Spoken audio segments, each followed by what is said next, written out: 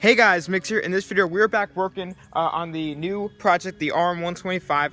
And for those of you that didn't see last video, we figured out the problem of why it didn't have spark. It's still a little iffy with the spark because, you know, I need to hold down the spark plug. But, I mean, there is spark there. I asked you guys what oil I should use. A ton of you guys commented, so I want to thank you all so much. I got a lot of different, like, oils to use, but it mainly narrowed down to one specific oil that most of you guys said. So that's what I'm going to be using. So I'm going to drain out the old oil, put in fresh oil. I'm probably going to take off the carburetor off the bike, check it out, because there is spark, so it should at least fire, because last video I was kicking it over a bunch and didn't get any one sign of life. I'm going to take off the carburetor, clean it if it needs to be, and then check the spark again, make sure any wires didn't disconnect, and hopefully by the end of this video we get the engine to fire or anything like that, any signs of life. Alright, so before we do anything with the carburetor or spark plug or anything with that, I want to take it off the stand and drain out the oil, because I can't drain it while it's on the stand, because this stand, you know, doesn't have any holes in it obviously. So just take it off, lean it up against the fence because there's no kickstand or anything for it, and then see how much oil we got in there.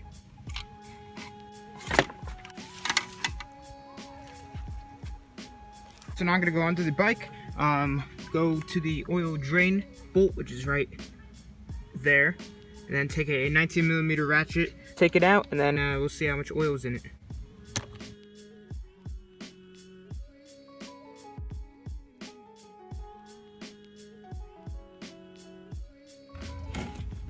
So the oil's draining out now. It looks pretty clean, but I'm just gonna feel better just putting in fresh oil. That's usually what I do with all the new bikes or everything.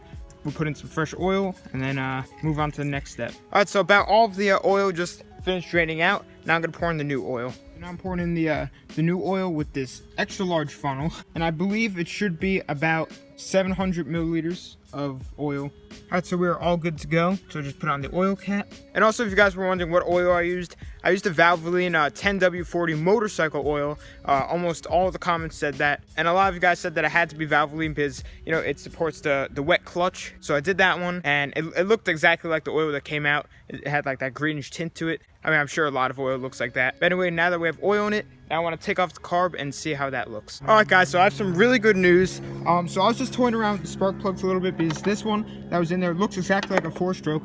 So I put in a 2-stroke spark plug, and I got it to fire a little bit. I don't know if you guys can see the smoke.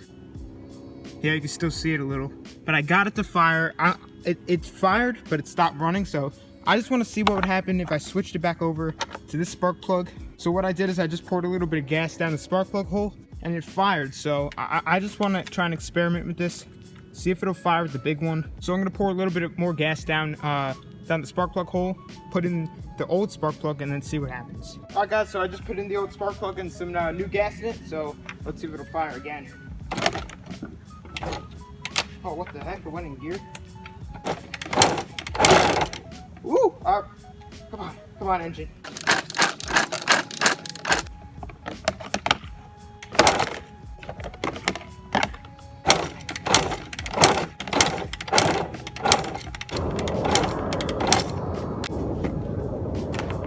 Man, we got it to fire a little bit. All right, so I'm about to try again with the smaller spark plug.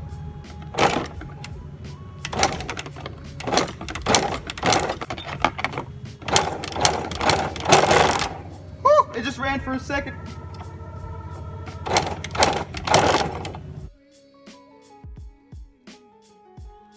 Oh man.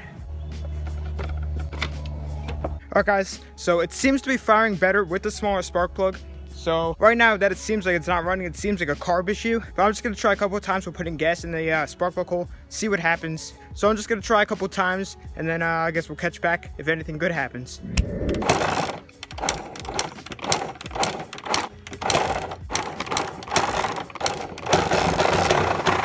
Oh, come on.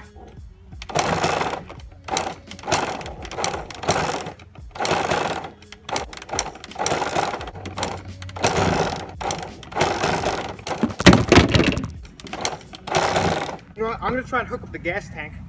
See, maybe it just needs more fuel flow.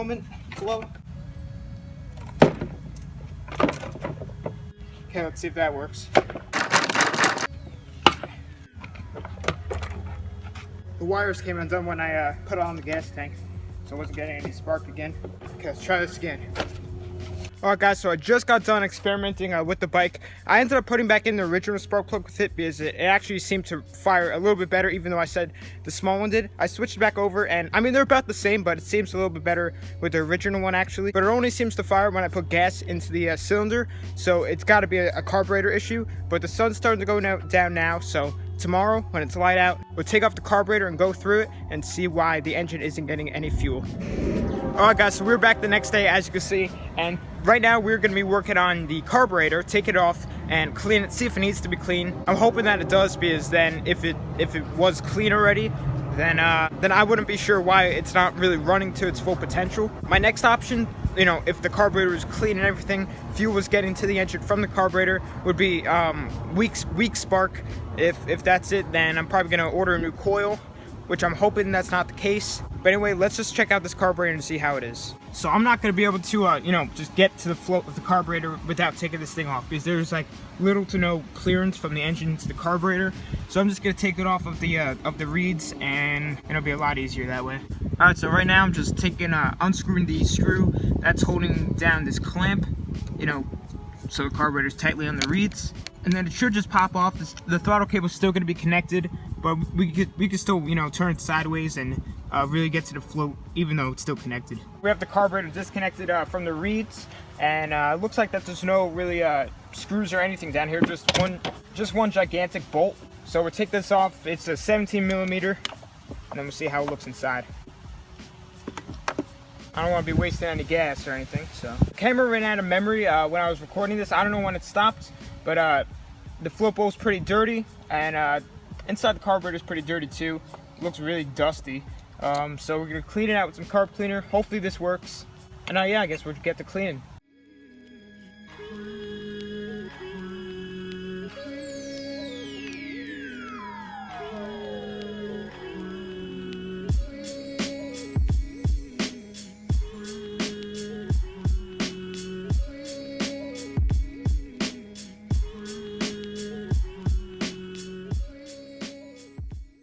I just finished cleaning the carburetor. I didn't really bother putting it back all together and really cleaning it. You know, well, I did clean it all. I just didn't really record all of it because it's just way too hard to record, you know, taking apart all the parts. I mean, most of them just fell out because the thing was barely together. So I put it all back together, and it's all hooked in tightly down. Yeah, I just gotta. I mean, I'm probably gonna leave the fuel line out because I'm probably just gonna get it started how I did earlier in the video, with just pouring gas down the spark plug hole. Get it started, and then see if the engine starts to suck up the gas from the carburetor.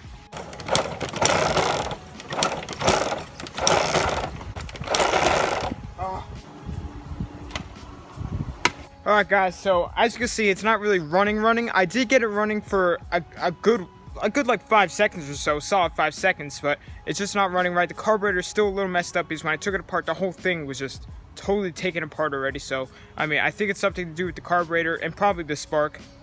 Next video, we're probably gonna try and fix those problems, but this video, pretty big success. We got it started, you know, which is really good. I thought this engine was, you know, not really gonna be salvageable, but hey, I guess it is. So next video, as I just said, try and get this thing running right, and maybe even driving. But we just hit 5,000 subscribers, and I'm so happy. Thank you guys so much for all the support. Next up, let's get to 10,000. But anyway guys, I hope you guys enjoyed this video. Please subscribe, like, comment, share, friends with the channel. Thanks for watching.